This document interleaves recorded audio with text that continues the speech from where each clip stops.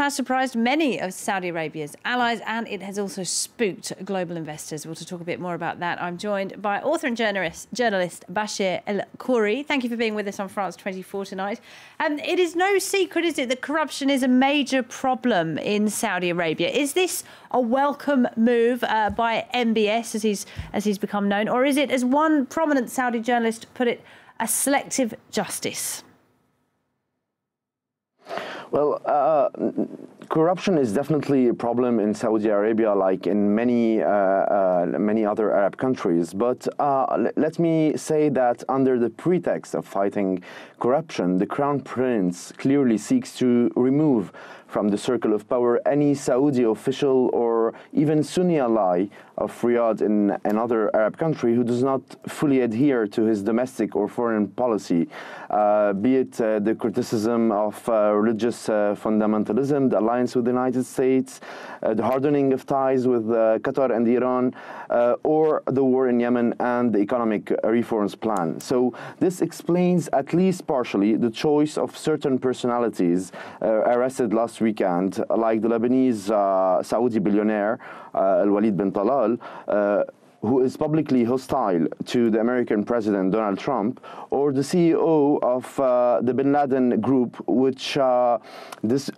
actually controls most of the construction projects in the country, along with Saudi Oje, owned by Hariri family, and that was actually forced to shut down, or indirectly forced to shut down last summer. So the privileges previously held by these two companies go against the economic reform plan of Mohammed bin Salman, which will imply a greater recourse to public-private partnerships, and hence to the entry of several actors in the construction sector. But is it necessary for him to consolidate power like this? Because the Saudi economy does need to diversify, doesn't it? The oil wealth will not last forever.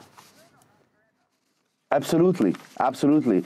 And this is exactly what the Crown Prince wants to do.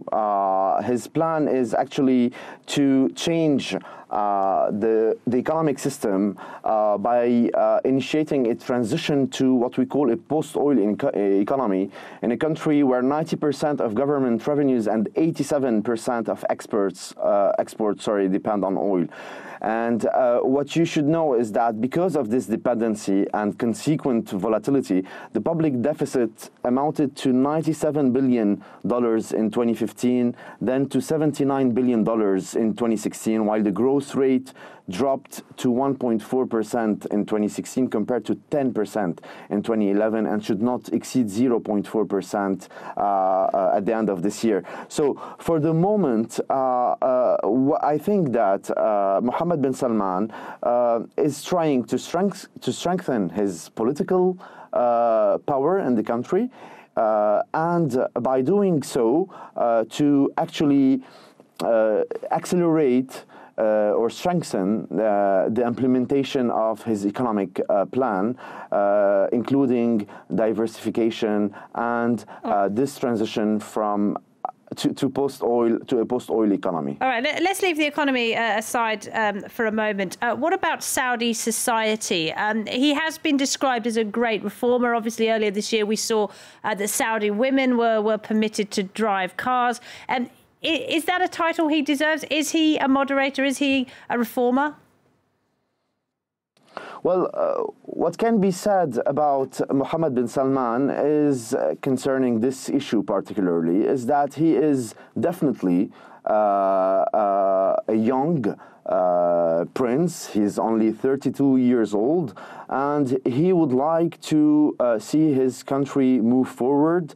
He wants to modernize his country, but at the same time, what is a bit, it is a kind of paradox, is the way he's doing things. In last September, many people, intellectuals, some opponents to the policy of the kingdom were arrested. And last weekend we saw what happened also with the arrest of more than 11 princes, 4 ministers in office. So there is no doubt that this behavior is typical of an authoritarian politician. And it contrasts with the rights given to women.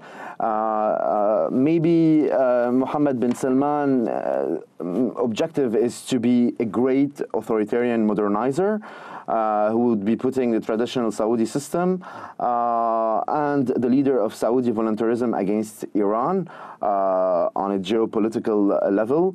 But this is absolutely not a move towards more democracy and respect for human rights in the country. This way of doing things does not announce on a political level a transition towards more freedom in the country. That's sure. Bachir El KHOURY, thank you very much indeed. Now, at least